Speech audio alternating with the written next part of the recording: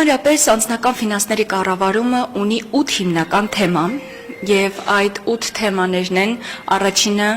մակրոտնտեսական հասկացություններ մենք օգնում ենք մեզ սպառողներին որպեսզի կարողանան հասկանալ ինչ է փոխարժեքը, ինչ է գնաճը, ինչպես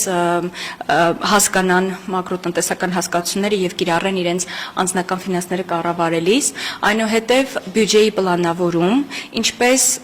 լավ կառավարել ձեր եկամուտները եւ ծախսերը, եթե չի բավարարում ձեր եկամուտը ինչպես ավելացնել, եթե չեք տեղավորվում ձեր ծախսերը կատարելիս, ինչպես դա տեղավորել ձեր ֆինանսների մեջ,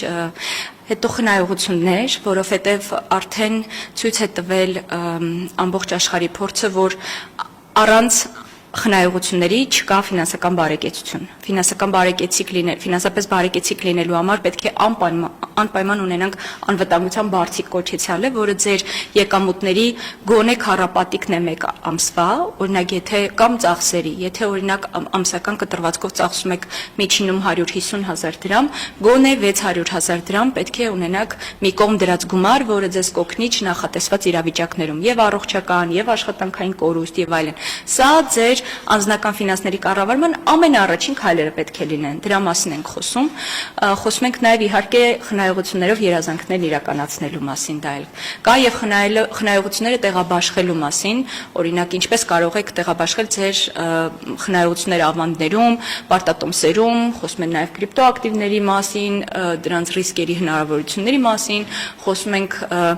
պարտատոմսերի եւ այլ հնարավոր խնայողությունների եղանակների մասին։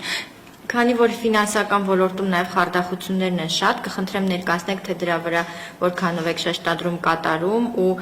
նախորդ տարիների փորձից ելնելով քաղաքացիների ինչ հարցեր են բարձրաձայնում։ Հրաշալի, իրականում խարդախությունները արդեն 5 տարուց ավել կիզակետում են գտնվում անձնական ֆինանսների կառավարման, դա եւս առաջին քայլերից է, ինչպես կարողանաք անվտանգ պահել ձեր ֆինանսական աշխարհը։ Այո, մեզ միացողները եւ պատմում են իրենց ստեղծարարությունների դեպքերը եւ մեզնից լսում են նոր դեպքեր, որոնց մասին տեղյակ չէին, բայց ամենակարևորը կուզեմ մեզ լսողներին ասել, որ խարդախությունների տեսակները մեծ հաշվով գրեթե նույնն են արդեն 4-5 տարի։ Նոր բան մեծ հաշվով չի հորինվում, միայն ձևերն են տարբերվում։ Եղանակները, զանգելու դեպքում ասած նախադասությունները, լեզուն, մեջբերումները, բայց մեծ հաշվով ստեղծարարության էությունը չի փոխվում արդեն մի քանի տարի եւ եթե նրանք իմանան թե որ տվյալներն են որ պետք չէ փոխանցել ուրիշներին եւ ինչից զգուշ լինել, նրանք կարող են ցանկացած նոր տիպի ստեղծարարություն նշмарել եւ զգուշ լինել դրանց բարագայում։ Ամենատարածված դեպքերը որոնք են, որոնք ասում եք, որ արդեն 4 տարի են նույնն են, ուղղակի ձևն է փոխվում։ Ամենատարածվածը մեկ է մնում է ֆիշինգը,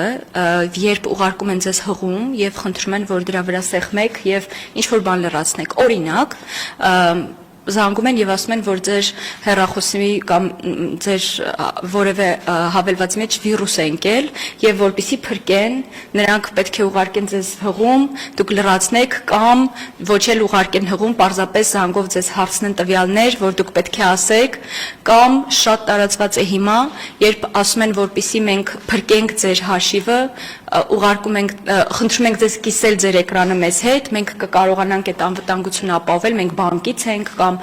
կենտրոնական բանկից ենք անգամ ներկայանում են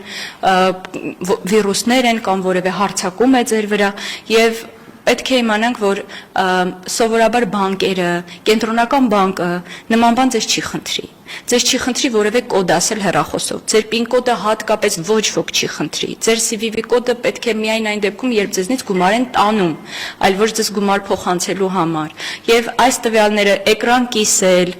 գաղտնաբառերը կիսել, ասել, սա պետք է բացառենք արդեն այս դարում, դա պետք է իմանան 80-նանց մարդիկ, դա պետք է իմանան մինչև 5 տարեկան երեխաները, բոլորը պետք է իմանան, որ ինչպես ձեր տան բանալին չեք տալիս ոչ ոքի, նույն ձև ձեր հեռախոսի բանալին, ձեր մոբայլ բանկինգի բանալին, ձեր անձնագիրը, ձեր սոցքարտը, ձեր քարտի վրայի թվերը, հետևի թվերը, բոլոր թվերը, գաղտնաբառերը չենք տալիս ոչ ոքի։ Հատկապես երբ ներկայանում են բանկի աշխատակից, կասկածում եք, մոտեցեք բանկ, անձամբ ճշտեք։ Զանգահարեք պաշտոնական հեռախոսահամարով ճշտեք, բայց ձեզ զանգողին, ձեզ պատահաբար դուր ծեծողին մի տվեք ձեր տան բանալիները։